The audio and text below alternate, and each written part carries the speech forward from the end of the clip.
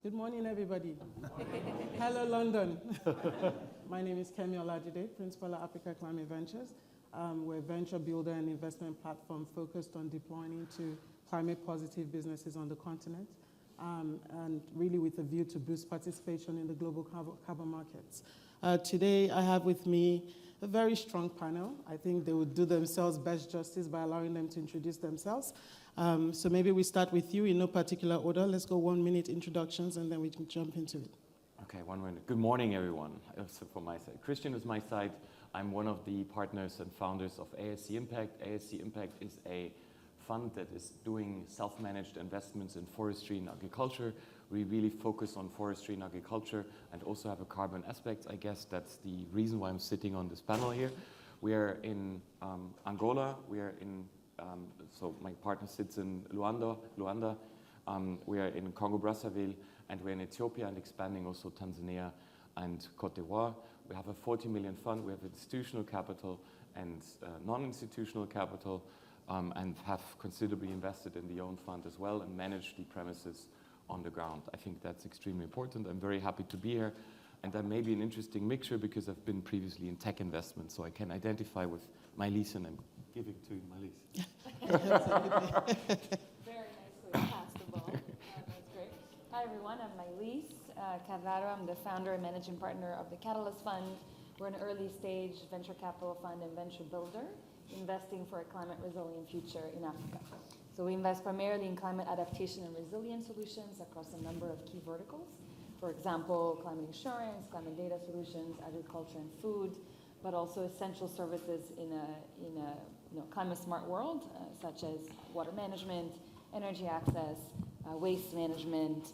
And a lot of what we're seeing across the portfolio is early stage companies trying to monetize carbon credits, or carbon rather, and turn that into carbon revenue. So excited to tell you more about that. We're targeting a $40 million fund. This is our third fund, and we're investing pan-African. So we're now in 9 markets with 25 portfolio companies already. And we collaborate a lot with the likes of Novastar. So over to you. This is great transitions. Hi, everybody. My name is Mukami Wainaina. I'm an associate director at Novastar Ventures, usually based out of the Nairobi office, but Novastar has offices in Nairobi, Lagos, and London. We are investing out of Fund 3, which is our People and Planet Fund. And what that means to us is we're investing in solutions that are serving the mass market while preparing that mass market for a climate positive future. So investing in solutions that are enhancing climate resilience, reducing greenhouse gas emissions, or improving soil health and biodiversity. We're also a Pan-African fund with this Fund 3. So really excited to start spanning the continent with our portfolio companies. So yeah, that's a little bit about Novastar Ventures, and I'll pass it on.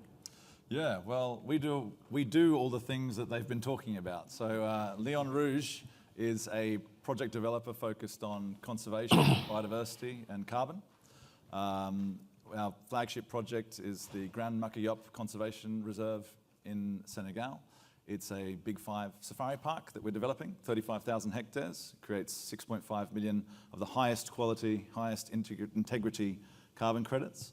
And one of the things we're going to talk about today is how do we deal with these large landscape level projects, NBS projects, and how do we encourage investment into such projects, which, by the way, as an ESG professional, you would see my other company is called ESS. We do ESG advisory services. So I've had a lot of experience working with investors, working with project developers, infrastructure developers, and in fact, our project is a type of infrastructure, right? Because no trees, no planet, right? So essentially, it's an undervalued infrastructure, and trying to get not just impact investors, but also other investors who are interested in things like infrastructure to be involved is a part of this conversation, which I'm looking forward to talking about. So, yep, thanks, hand it over. Adrian. Morning, everyone. My name's Matthew McCluckey. I'm a managing partner at Poseidon Capital, and Poseidon's a Switzerland-headquartered merchant banking platform, but focusing exclusively on nature and climate. And we've got 2 pillars in Africa for our work. One is we are working with several governments to structure sovereign green bonds, with proceeds going directly towards climate and nature-based impact. And so we're structuring about $1 billion worth of green sovereign bonds at the moment.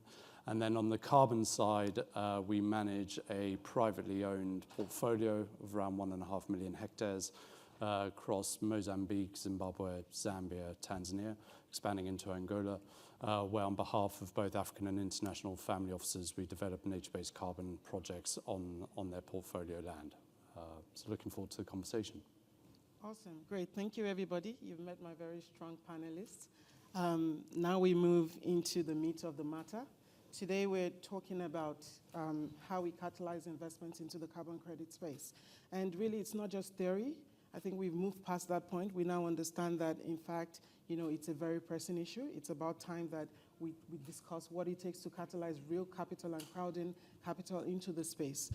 So with that view, I'll start with you very quickly, Christian. You look at agriculture and forestry, with a very long-term investor lens, right? And many people call, the carbon credit space a bridge. They see it as a bridge. They don't see it as, the destination of where we're going. They see it as sort of a transient position in terms of where we are today. And so based on that, like with that lens, how should investors and project developers who are investing today in the space, how should they balance out the opportunities today as well as the long-term view of where we see the market going? So it's a complex question. Let's put it into different pieces. So we invested as our fund into a company that is basically helping companies with the PDDs, with the pre-approvals of carbon credits. And the founder is a tech company. They're basically helping making the different tests in order to get basically the carbon credits. And the founder, Jacob is his name. I also saw him once on a panel actually. And he said, ideal world, basically my job is redundant in a certain amount of years. He said 10 to 15 years. I find that a bit too promising, but that's ultimately the goal. And keep this, please, as a mind. I really agree to what you said. It's a bridge. It's a bridge, not technology, but a bridge solution over the next years. So ideally, we are moving from an industrial world that is basically getting more emission-free or close to emission-free and is really becoming a good technology. That's where we want to go, ultimately. That's the idea. Where do we come from? Maybe just a brick brush up. So we have this Paris Agreement, Article 6.2 and 6.4, I believe, so Article 6. And basically we have the voluntary carbon markets where basically companies, in particular companies, want to basically get net zero, ESG compliant and so on. And they can basically do this carbon trading. But all of these components need to be, so to say, in compliance with the host countries. So when Matthew is in Angola, we're in Angola, and whatsoever, then Angola needs to have the trade, and ultimately then the project needs to be compliant with that. Then we have another market, this market, just to brush up, last year, we can agree a bit on the figures, is about $1 billion, a bit more than $1 billion US, not like Kwanzaa. And then we have $1 billion, and then we have the compulsory market, which is, so to say, the regulated market. That's law, that's a bit harder if you want. It goes on heavy industries, and there we have roughly 120, 130 billion. I don't know what your numbers are, but that's the numbers, that's the size of the market of last year. So now to investors. I think ultimately these two markets, so the voluntary and the compulsory, the regulated market, need to converge. That's what I think is happy to have disagreement or agreement. They need to converge ultimately, and that should be the goal. Now the question is, how do we get from basically using these carbon bridging to actually, so to say, let's say like this, a different economy if you want, right, or a different industry, and that's a process. And for this process, we basically have this carbon credits, or this voluntary market. And I think for the short term, it makes a lot of sense, and I'm sure the two gentlemen will agree with me, probably the ladies too. Nature-based solutions is a smart way of doing it, because A, we know that the physics and the biology work, right? This is basically photosynthesis, we know it works. Now, that's only a short-term solution, and it is relatively cheap. And now they have two hearts in my body, if you want, beating in me. We have, on the one hand, the technology improvements. We have DAC, that is not an animal, that means direct air capture, for example, right? So company now I'm a bit biased. I'm also from Switzerland. It's Climeworks, but there's other players. And Climeworks was heavily funded, but one down point is, DAC is basically I capture from air, so I basically have a vacuum cleaner, if you want, of carbon, right? That's ultimately what we have. Sorry, it's not very scientific, but more or less that's the point. And basically, these direct air captures are great, but they're extremely expensive. So on a carbon ton, again, agreement or disagreement, $1,000, probably even $1,500, as opposed to, and now we come to the voluntary carbon prices. We consider them €5, but they can go up to €18, and then you have the compulsory market even a bit more expensive than that, but still much lower, factor 10 from the direct air capture. So, to answer your question, sorry for long-winded, but I'm now being precise. Short term, I think voluntary carbon markets are smart. For the midterm, we need to see how we can bring in different pools of capital, not only private capital. And for the long term, we need to embed different technologies in order to make industry more, or reducing emissions or being emission-free anyways. Absolutely. That's my point. Absolutely. No, thank you for that, Christian. I think it's a good segue to you, Matthew. So you do look at nature-based projects, right? And nature-based projects typically, have a long-term view. And so how do you balance out, the investors that you're seeing? How do you sort of position nature-based projects, for them as potentially maybe infrastructure, or how they, potentially could see it, in the long term? How do you sort of pitch that to ensure that you're able to attract capital into the space? Yeah, What challenges are you also facing with long-term nature-based projects? I think too often people try and frame carbon as a new market. Carbon's traded as a commodity. It's traded on commodity exchanges. And the projects that fundamentally generate carbon credits are large-scale infrastructure projects. And I think for us, if you frame just the language around infrastructure, suddenly you bring into the table a much more sophisticated set of investors, much more sophisticated set of insurance or credit guarantee agencies, and fundamentally the projects that we design are very large scale. Our project in Zambia is around 600,000 contiguous hectares. And that's important because at the end of the day, we do this because we have to achieve a material climate and biodiversity impact. We all know the externalities that are coming down the track, and we can't be messing around. So I think for us, it's about just framing it as green infrastructure. We can attract those investors such as real estate investment trusts, such as a lot of the reinsurance agencies, because they are mitigating against future impact. So I think that's one component to what we do. The other side is it's really attracting finance that's time correlated with your projects. And for us, carbon projects are 30-year endeavors.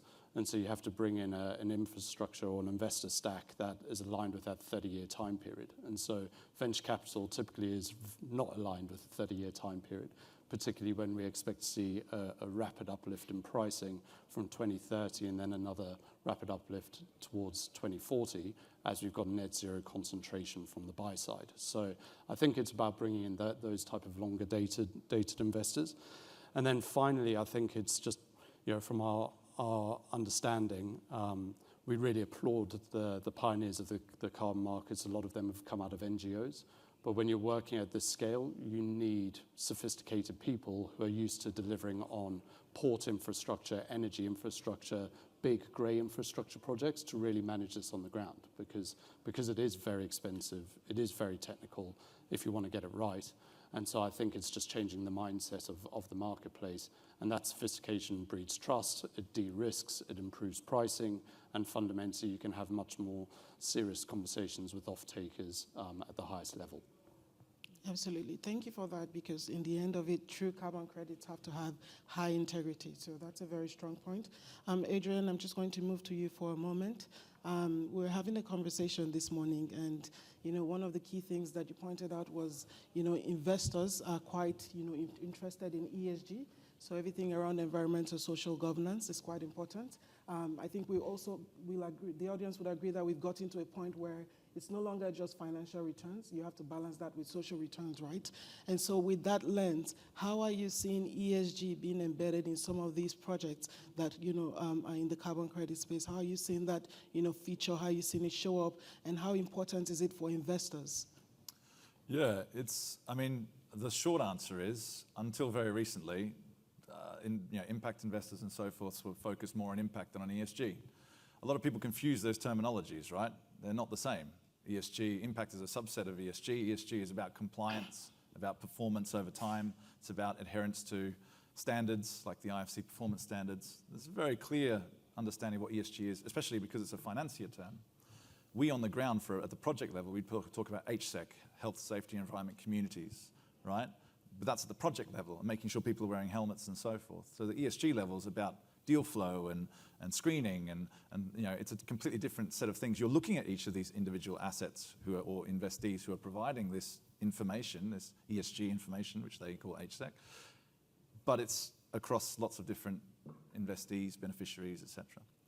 So in the carbon credit space, in the carbon project space, in the NBS space, it's only very recently that even that conversation, literally last 2 years, we've actually started having this conversation.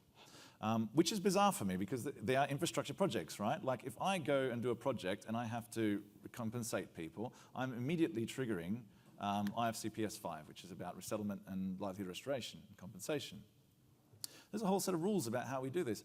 The vast majority of carbon projects have not even done an environmental and social impact assessment, which is a legal requirement in countries. Now, it's logical because, for example, our project has 90% benefits, right? But if we consider that, for example, our project, which is a safari park, right? It's like a mine. I'm mining carbon. It's a great mine because I have zero exploration costs. We know where the CO2 is, right? We don't have to drill holes or anything. So I've saved a lot of money there, but still, I have a footprint. I might have to move people around. I might not. I certainly have to compensate them because they have lost access to their land. But that's probably the biggest impact because biodiversity-wise, I'm creating biodiversity, especially if it's an impacted area. Because you don't get carbon credits unless you have a really specific type of avoidance. You have to grow these plants that sequester the CO2. So I think the interesting thing is projects like ours, which are, of course, I'm an ESG specialist. We have a company that does ESG advisory services, been integrated from day one. And knowing what investors need and what the bond markets require, and the ESG requirements that are associated with all these activities of investment, I set up the world's most ESG impact investment friendly project. And we get lots of interest because who doesn't say, oh, I'd love to own a safari park, I'd love to be involved in a safari park, that'd make me feel great, like baby lions, who doesn't like that, right? And that's what we do, right? We're going to create baby lions to put into other places. But to get to that point, I need to make sure that everything is perfect from an ESG perspective. Because if the communities do not feel like they're being valued, if the communities do not feel like they have been integrated into the project, and that doesn't mean that they have to run the project. In fact, a lot of people are like, oh no, we have this 80% community-run project. And they fail because community members, they're not necessarily conservationists, right? And even their activities may not be 100% conservation-led. You have to work with them to find out what their strengths are, what their strengths could be, and also have people who know how to run an infrastructure project because it's a piece of infrastructure, right? And the benefits need to arrive to them. So once ESG is fully integrated in these projects, you start finding that they become eminently more investable because the risk has been managed. And so I think that's where we sort of find ourselves right now. We talk to a lot of investors and project developers who are very early in their piece now about their ESG and how we can sort of address that. So I think it's now become integrated a bit more, but there's still more to do. We need to follow the rules. Absolutely.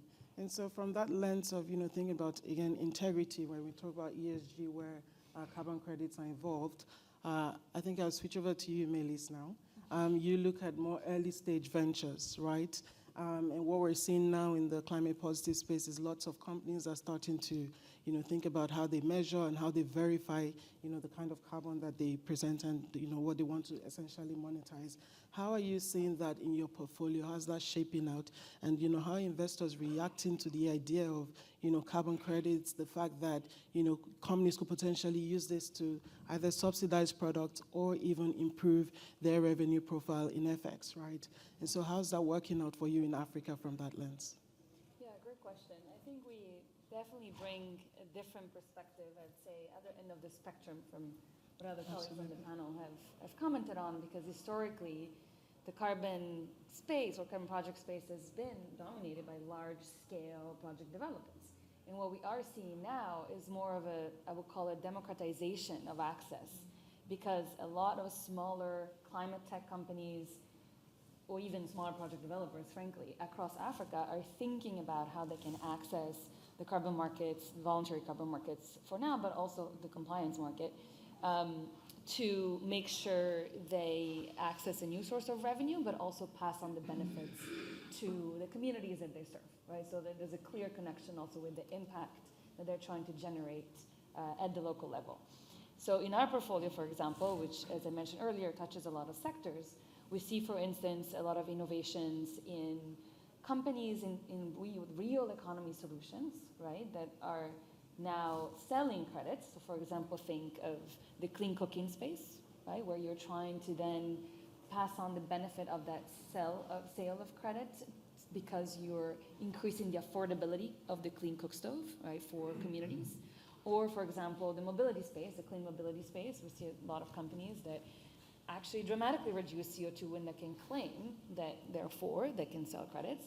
Or we're seeing this in the agriculture space with climate smart solutions or soil degradation reduction solutions, all leveraging a mix, for example, of sensors, so IoT sensors, as well as software solutions to then monitor how much carbon they're actually reducing. And in our portfolio, we're also seeing carbon removal solutions, actually, that are quite pioneering in the space. So we invested in the first direct air capture, DAC company of the Global South. It's called Octavia Carbon. And yes, the price is still high.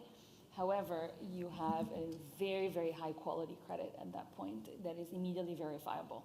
So this is a company building in Kenya. Kenya is an incredible place to do this because they can do that more affordably. You have, the talent pool is just astounding. So a lot of engineers are necessary, and they've grown the team in just 3 years from basically 8 individuals when they started to now nearly 80 in a very short amount of time.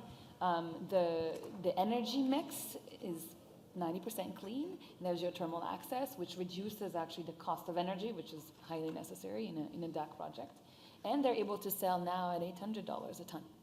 The aim is to go down to 100. So of course, that's where the path that we need to follow. But it's interesting to see how many more players are now trying again to monetize credit as a source of credible revenue. And for now, it's just a plus, right? It's not core, except for the DAC example. And it's sort of an additional stream. They can't reliably have that as their core stream, but I think we're going to see that change over time. So from a VC perspective, just to conclude, I think we see 2 big opportunities. One is the enablement layer. How do we make the verification much more transparent, with high integrity, high quality, and that, with satellite data, with digital MRV solutions, even financing platforms that are, again, trying to aggregate the supply so that demand can come and see that more easily, are game changers, and we see a lot of that emerging. And then the second is this real economy solution space, where, again, you can use credits to pass on the value to the customer, reduce costs for things that people actually need in the market. So that's how we're thinking about it. And the nature-based solutions is also fascinating for us, but indeed, it's not appropriate from a venture timeline perspective. So it's much harder with a 10+2 structure to invest in that. So I think from a financing perspective, we also have to rethink what are the right models to actually unlock investment in nature. And that's, certainly a thing that we'll think about more going forward. Okay, thank you so much, Melis. Christian, your gestures have been very active. Any reactions? I disagree. No, I don't disagree.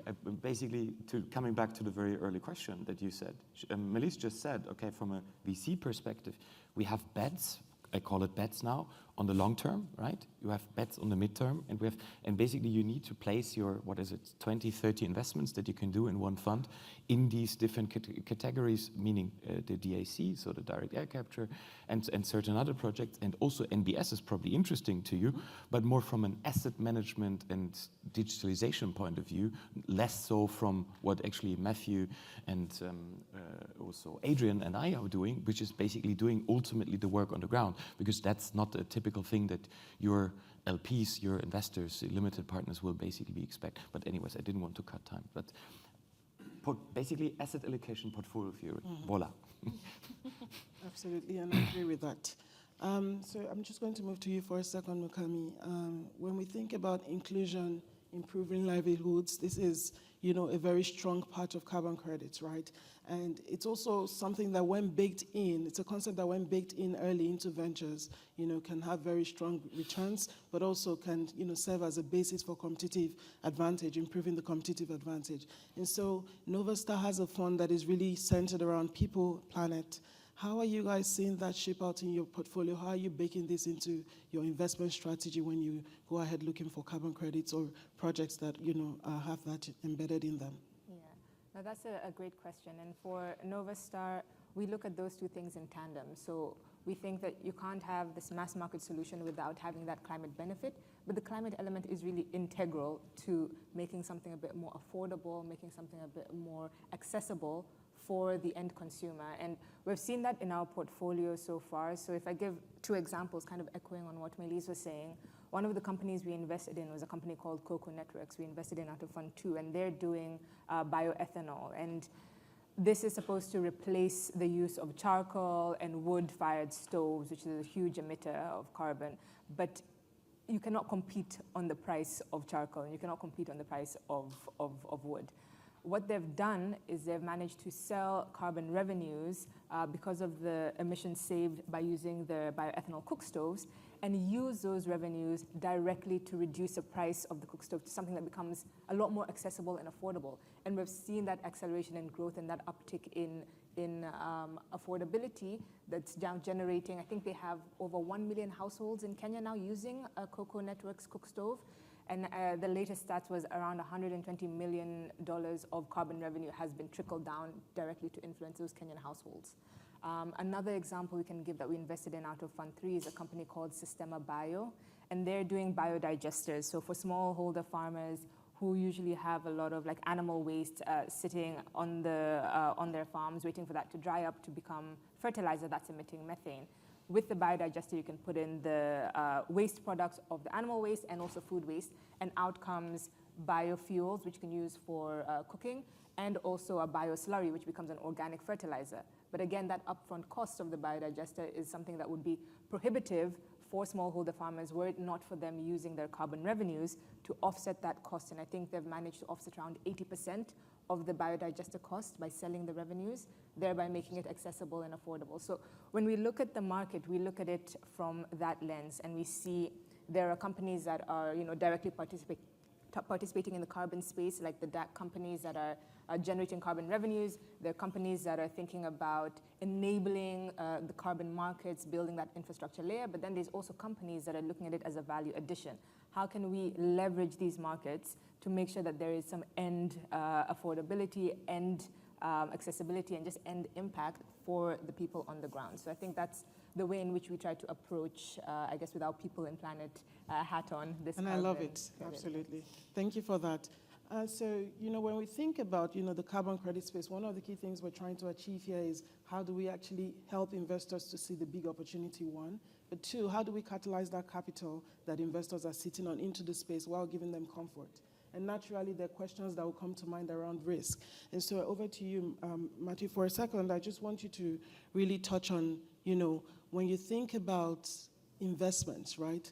how exactly, what quick signals would come to your mind, from the investor lens? So, Matthew, I want you to respond to this question, but also Christian, right? From the lens of an investor, right, what quick questions or concerns will come to your mind when you think about the trade-offs behind some companies, essentially trying to capitalize on short-term value, versus durable, high-quality carbons with long-term value that can really return, for the investors. So how do they find that balance? What sort of tipping points and triggers should they be looking out for? Good question. I think maybe just to give an answer through a markets perspective. So Christian mentioned earlier the voluntary and compliance market, and what we're seeing specifically in Africa is we've now got an ability where countries can trade bilaterally with other countries their carbon credits. So Ghana, for example, has signed about $850 million worth of carbon offtake agreements with Switzerland. We know Japan is now looking for bilateral partners. Other European countries are looking for bilateral partners.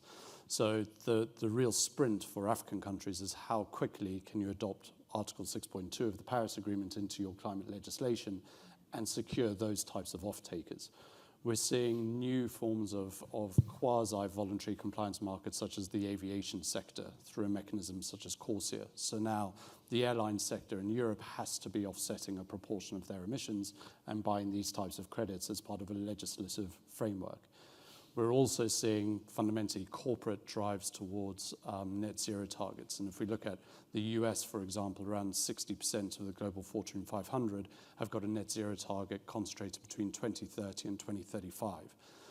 I do not believe the research that says there's oversupply in this market. It's just the fundamentals disagree with that. And I think it's written by a lot of bankers who've never been to Africa and have never worked with a project developer. We think there's a critical undersupply with a huge amount of cumulative demand coming through, including from oil and gas corporates operating in countries, and we're seeing certain countries putting mandatory offtake agreements with them. In Egypt, we're seeing groups like the Suez Canal Authority wanting all shipping to go through the canal to be net zero. So if you are net zero, you have to buy carbon credits at the gate. There's all of these demand-side drivers, and really it's up to now, I think, governments, corporates operating in countries to, one, identify who their buyer is going to be. And now it's inverted. It's a seller's market. Before, the buyers were determining price. Now the sellers really look at their OPEX, look at their margin, and can determine price because the buyers need to buy carbon. It's legislative. So I think one answer is you need to have a buyer in place. And we've seen examples, Chestnut Carbon, for example, they've raised $1 billion in 10 months because they've got an off-taker in the form of Microsoft. And so that blue chip credibility allows you to then crowd in other funding that has confidence that there's an off-taker there, there's a fixed price there, and then you're just managing the delivery risk between what's your off-take price, what's your OPEX, and what's your delivery risk in the middle. And that, I think, is how you really crowd in capital. But maybe as a final point, the race here is for governments. Governments are being inherently laboriously slow at getting these projects to market. And it's a sprint, because maybe as a final point, if we can't create the supply by 2030, there will be chronic market failure, just because there won't be enough to meet demand. Africa, it's a $5 billion a year investment opportunity by 2030 if governments can accelerate. And so very happy to have any discussions around that, but I think that's the biggest prerogative now to scale and bring capital into market, is getting government speed and organisation. Absolutely. Government would definitely play a key role in this. Anything to add? So, since I need to be quick and final, Yeah. I agree. I said in the preparation we should always disagree a little bit, but I agree, unfortunately, or fortunately. I agree. I think speed and clarity. I think ultimately Africa has the amazing opportunities for all governments to set the standards, to be basically that faster. So I agree. Japan, Singapore, we've visited Temasek, they do a lot. So they're extremely fast, and they're doing these implementations. So I think this is key, so I agree. Secondly, you're asking about what should investors look out for. I think ultimately, did they do the homework? So did they do proper assessment. So Asia is a very, you mentioned it also, Matthew, we're playing balls here, forth and back. Ultimately, did they invest in order to make a proper social environmental impact assessment? Asia, ESAI.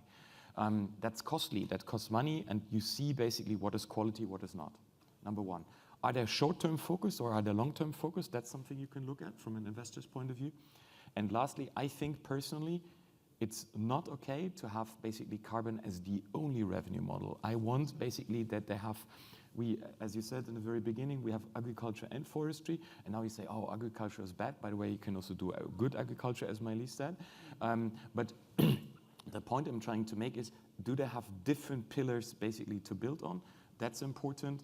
And basically how, if you want, innovative are the governments in order to do speed and clarity with other states. And ultimately, I think this will be a learning point for our European community, let's put it like this, to be a bit faster themselves. That's it. Thank you for that. So important for investors to recognize that in many cases, it's not just carbon credit, there should be a commercial element or product that the company has just to layer on the credits, of course, in addition to the key points that you raised. And maybe we'll just conclude with two key questions. I would love Maëlys and Mukam to respond to this very quickly. On the investor side, what sort of structures should investors then be looking at, and how best can they deploy into projects or companies that have carbon credits linked to them? How best should they think about deploying and structuring their investments? Really depends on the kind of fund you are, because often the assets you can deploy are dependent on your inherent structures and who your investors are.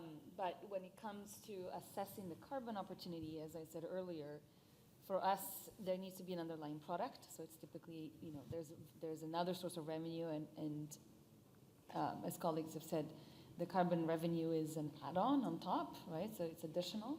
So you have to understand how sound the business is, no matter what, and then how credible, high integrity, high quality the carbon that can be sold actually are, and actually building that accountability and process early on, right, at the startup level.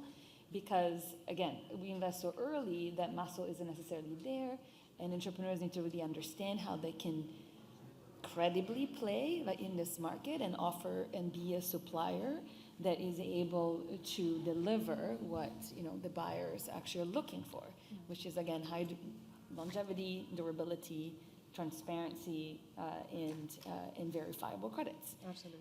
And so for that, what we do actually at our level, again, because we start at a very early stage, is working with this potential supplier to make sure they understand what the entire end-to-end process to sell actually looks like. So for entrepreneurs and investors in the room, we've actually launched this week a carbon finance guide for entrepreneurs. So it's a set of 4 modules. There's a module that is really sort of one-on-one, like what does the opportunity looks like, the VCM, how do you prepare yourself, but then also who are the buyers, so what sectors are heating up, who is actually purchasing. So we built a database that you can download with 4,000 buyers of credits across Africa, and that's sort of historical data that's accessible to anyone. And then finally, what are the financing structures? Because the reality is there's a lot of aggregators and intermediaries, and you have to also understand as an investor how you can also play with them. And interestingly, many are now thinking to diversify and using philanthropic capital to enable pre-purchases. So pre-purchasing is key because it enables the project to develop at the early stage. So which ones are the players that do that, and how can we as venture investors work with them, crowd them in, make sure they benefit the entrepreneur and the projects they have.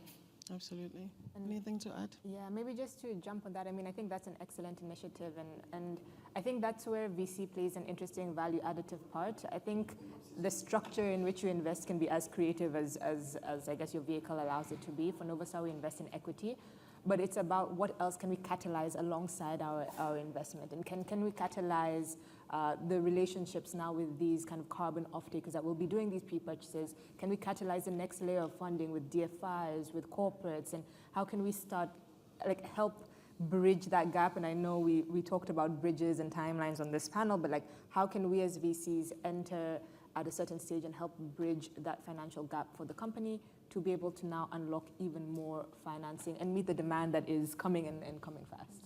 Absolutely. Oh, can I add one more thing?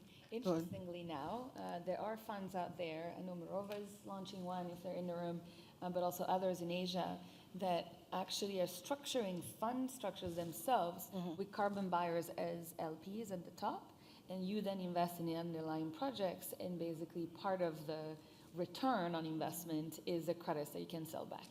So these kind of innovative financial structures are coming to market, and I think there's going to be a lot more in the next decade. Absolutely. I also see the market going in that direction. I think we need to be very innovative as investors in how we think about deploying capital into the space. And blended capital will certainly play a key role in the carbon credit space. I would conclude with Adrian. Adrian, if you had the opportunity, right, to change, anything major in the carbon credit space, in order to catalyze investment into the space, how would you approach that? If you were given, say, if I was a genie and I said make a wish, how would you approach that? Well, I'd get the chainsaw out, that's for sure. Well, I'd say there's two things that are important to bear in mind to figure that out. The first one is, without people like me on the ground making projects happen, this is all blah, blah, blah. It's just blah, blah, blah. Okay? So it has to happen on the ground. So that's one thing. And again, there's very different ways of doing projects. And I think the second thing is probably the way we think about carbon credits is the critical thing here. A lot of people are thinking, I'm going to make money with carbon credits. If you walk out of this room and you think that, you've failed to understand what carbon credits are for. They're almost like startup capital. Okay? It's venture capital by itself. Of course, you then need access at the moment to venture capital. I could solve this tomorrow if GCF made a fund which would be part of that pre-seed, let's call it, money, available to projects such as ours, to take away the risk. The whole thing would be solved tomorrow. Literally, that's what we need right now. We need that to allow projects which won't get off the ground without some kind of pre-seed capital at all to happen. So I think that's just one of many ways we can solve this problem, right? I mean, governments right now can solve these problems immediately. Ecuador did a deal with CFM to get blue bonds, right? Lots of money to protecting their areas. You guys do green bonds. Like, there's money available to protect your area, but carbon credits is not for governments to go and deploy things. It's to generate projects which will protect things on the ground. And that's, I think, and of course, take carbon out of the air, because that's the problem. Thank you. So I think that's where I would aim it, try and solve that little bit there, which is a big bit. It's the biggest hill to climb. But once you're over it, projects will start sprouting up everywhere, because there'll be an incentive to address these issues. Thank you. This has been a really interesting discussion. I hope you all have benefited from it. I think what's important is communities will win. Data must be trusted when we think about carbon credits, and Africa is certainly very primed for the opportunities in which we're seeing. All right, thank you, everybody. Thank you.